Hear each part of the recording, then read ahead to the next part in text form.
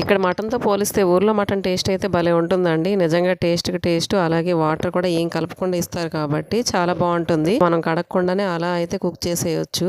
ఈ వీడియో అయితే కనుమ టైంలో వీడియో అండి. మా అమ్మ అయితే ముందు 3 కేజీలు తీసుకుంటా అని చెప్పింది. తర్వాత 4 అన్నది. మటన్ బాగుంటే 5 తీసుకుంటా అమ్మా అన్నది. అక్కడికి వెళ్ళి అయితే 6 కేజీలు తీసుకొచ్చిందండి. తినడం ఏమో గానీ కొయ్యడం అయితే చాలా కష్టం నిజంగా. నేను కట్ చేస్తే మా అమ్మ అయితే ఫ్రై చేసింది. నిజంగా మా అమ్మ చేసిన ఫ్రై మటన్ అయితే చాలా బాగుంటుందండి. అలాగే ఈ మటన్ అంతా ఎవరు తింటారు, నువ్వే తీసుకెళ్ళిపో అని చెప్పేసి నాకైతే కట్టేసింది. ఆ మటన్ మేమైతే ఇక్కడ తెచ్చుకొని ఒక 1 వీక్ వరకు ఆల్మోస్ట్ తిన్నామండి. డైలీ తినలేం కదా. ఇప్పుడు ఇలా కొద్దిగా ఫ్రై ఇంకా కర్రీ అలా చేసుకుంటూ తిన్నాము. ఇంకా మటన్ ఫ్రై చేసిన మటన్ తో కర్రీ చేస్తే మాత్రం టేస్ట్ అయితే చాలా బాగుంటుంది.